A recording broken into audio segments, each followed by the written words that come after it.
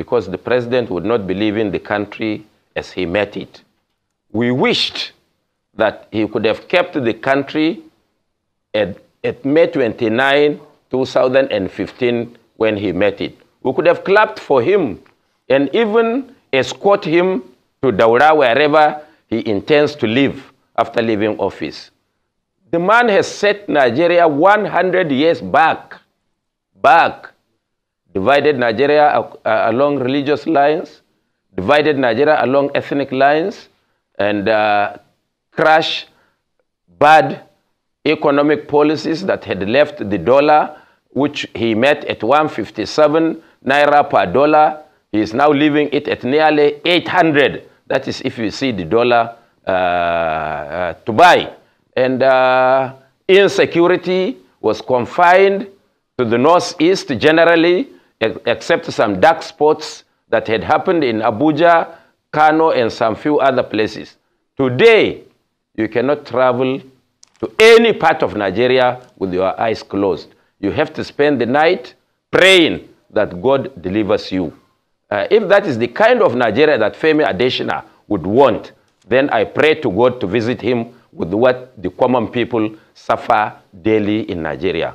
I learned also Garba Shehu said some kind words about his boss, that the opposition were complacent, they were not prepared, and that is why they lost the election.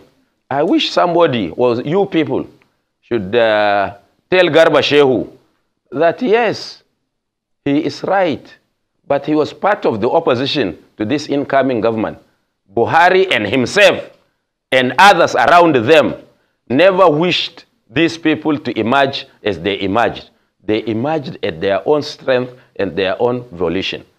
My only regret in this country is that Buhari has left Nigerian polity bedeviled by religious and monetization issues, which was worse than rigging, because you can no more win election on the basis of the quality of service, on the basis of your credibility, on the basis of your public service, on the basis of what you had done, but it is also only on the basis of money.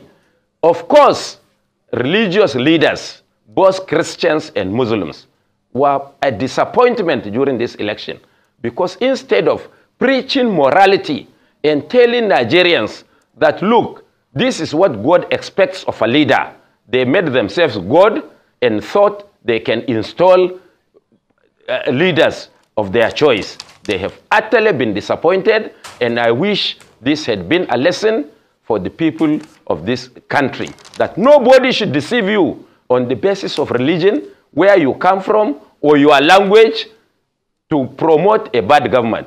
To the masses themselves, they were a greater disappointment, because instead of voting for those that will salvage them from their abject poverty, from their pitiable condition, they voted for those who have given them Indomie, 1,000 naira or 100 naira.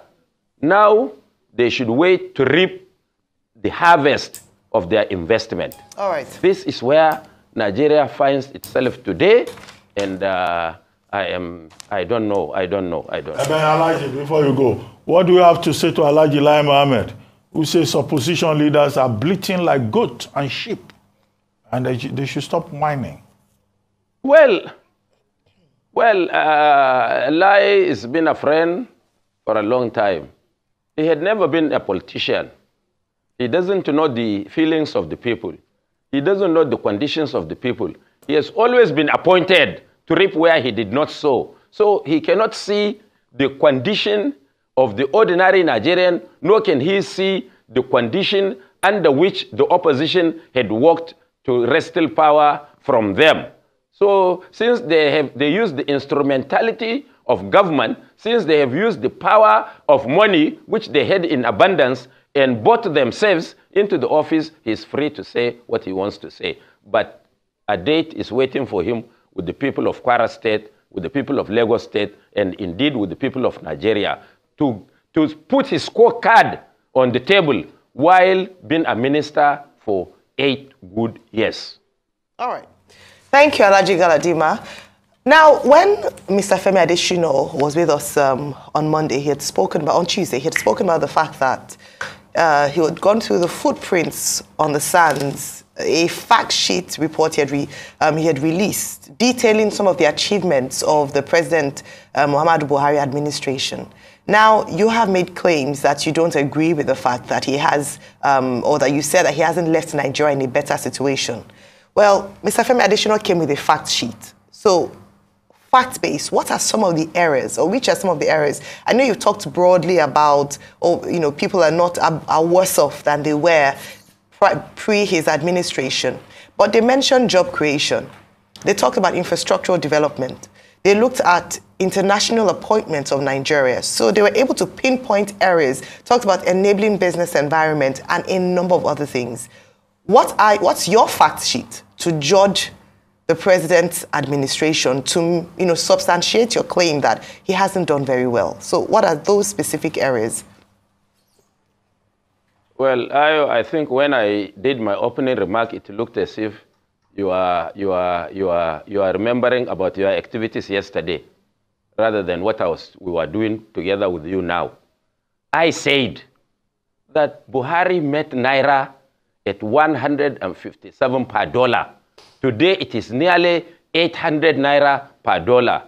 He met pump price of oil at so-so, and today it is so. He met a bag of rice at 7,000 Naira. Today it is 60,000 Naira. Buhari met insecurity, confined generally only into the northeastern part of Nigeria. Today, insecurity is across all the land. There are nothing so critical to any Nigerian more than security, more than food on the table, more than the exchange rate. Once these three are down, what else would Buhari say he has done? He has not done anything to warrant being applauded. My only pity for General Buhari is that, a lot of leaders play God, and it is a lesson to them. The incoming government knows that Buhari never supported them, but it is God that anoints leaders. It is God that dethrones leaders. The man, in his wilderness, believed that loyalty should be the act of government, and that people should worship him. So those serial betrayers that were kneeling down and lying down and worshiping him, and he granted them access to power, are now those that are abusing him, those that are taking him to court, those that are saying all unkind things with them. They have already started with Bola Tinubu because they want to ingratiate themselves. They cannot be out of power. They are Ajib. Any government in power, they must find a way of getting there. I am advising Tinubu to be aware of the pitfalls of those that must be in the corridor of power. He should scrap and get rid of them. Either send them, if he's so passionate about their contribution, make them ambassadors outside Nigeria, not to give them any public office, sensitive public office that has anything to do with human beings in this country. For Buhari, those of us that he jilted, I want to assure him that he will leave us hale, hearty, fat, and robust, and will continue to do what we know how to do best. For him, I should advise that he should move completely out of this country, because the kind of messages or the kind of criticisms he will come through from those that he has assisted is enough to cause him a heart attack. Okay, Alhaji. Alhaji, good to see you again. Real quickly, you are his friend. He jilted you, hurt you deeply. Would you pick up the phone and call him when he leaves office? Would you visit him? Would you still give him some of this counsel you used to give him because you are hard-hitting when it comes to telling your truth. Would you do all of that to him after he leaves? Secondly, secondly, Alhaji, I've got two dimensions to the question. Alhaji, I've got another dimension. These same people in the corridor of power that you said with Buhari did not support Bola Ahmed Tinubu, and now they are going around with Tinubu. What do you think should become of them? You've told Tinubu to keep them far, to keep them away. But these people are very powerful. What should become of them? Because if these people are not talked to, like you said, the country can move forward. So what should become of these people? How should Tinubu deal with these people as we speak today? And why is it that Kwankwaso didn't go to court despite the fact that you had a very cogent case? Those that are around Bola Tinubu now, pretending to be good boys, pretending to be protecting his interest, they are not powerful. They are nothing. I hope you remember. That is why you should be inviting all the people like us to tell the nation, the young children, history of who and who is in this country. Was it not during Yar'Adua that they picked race? After supporting Yar'Adua and Yar'Adua turned against them, they picked race and went on exile. What happened? Nothing happened. Nigeria moved forward. Two, that I am a Muslim. We were taught to forgive. We were asked to forgive whatever somebody has done to you. I was in Medina when Buhari was there. My hotel was next to his own. And I was told that why can't we go and greet Buhari? Somebody, a friend, very close friend. I said, no. What would I go and tell him? But if I meet him outside on the way to the mosque, I will extend my hand of fellowship and camaraderie to him.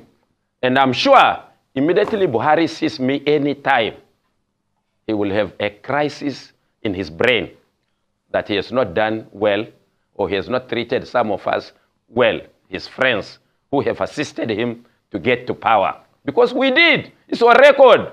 He can't deny that. Yet, we are still alive. We are hearty. He can go to Saudi Arabia. We can go. He can go to London. We can go. He can go to France. We can go.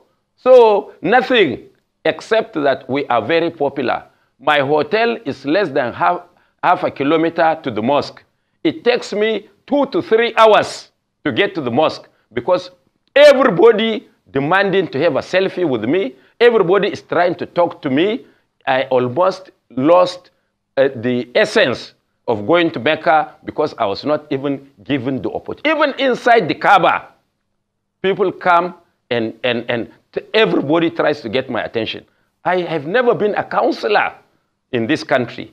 I have never held political office in this country except party office. Yet I am more respected, more idolized than anybody who had been governor or minister in Nigeria today. If I leave this your studio now, on my way out, at least 10 to 20 people will try to hail me. What do I need in life more than this? So, for that one, I have forgiven him if there is anything, because he has never promised me. And he made that point that when we assist him get to power, he will give us position. Buhari has never done that. But morality demands that unless we had an offense in Islam, when you go to the jihad and carry booty, the booty is shared among those who have gone for the war. So we have a portion of the legacy of his office. And if he has any malam or any clergy who will tell him that this is not God's injunction, I would want to know, because I have a share in this government. I can claim a share in this government because I have worked, if not harder than anybody, to make Buhari president. At least I am one of those who have assisted him to be where he is today. It's finished now. He's the one that is himself and his people are the ones that are running for shelter, hiding themselves. We are working with our heads up anywhere we go in this country. And people respect us. Fine. You asked a question about why Kwankwaso didn't go to court. Rufai, I have said times without number, even on this platform, that if there is anybody that can go to court successfully and challenge the mandate of the APC, it is the NNPP. One is that anybody that has voted in this country today has never seen the word NNPP on the ballot. That is exclusion. It is enough to cancel that election. Anybody that has seen our logo, it was malfaced. It was not recognizable. Whether it was a sheep, whether it was a hat, you can't even identify clearly the logo, what it is. And Nigerians from 1999 have been voting. The cumulative votes were always about 32 to 34 million Nigerians vote. This time, only less than 20 million Nigerians have voted. Our claim is that the balance of those who did not vote because when they came to vote for Kwankwaso, they did not see his logo or the name of his party. So, if we go to court and destroy this election, who is the beneficiary? Nigeria must move forward. We also know that there are a lot of people that are waiting on the wings for the past 1 year to establish an interim national government. We never wanted to give them opportunity. Atiku and Obi, nobody can be called to the street to die for them. But if Kwankwaso says, come out, he's the only person that can cause instability because he's the only person that have supporters. When he tells them do this, they can do it and they can die for him. And Kwankwaso is the only presidential candidate in Nigeria that did not run on the platform of religion, on the platform of ethnicity, on the platform of where you came from. He ran on the platform of his credibility and his performance while in public office. That is Senator Rabiu Musa Kwankwaso. Whether you like him or you don't like him, that is what he is. And today, he remains the hero and a nationalist of this election.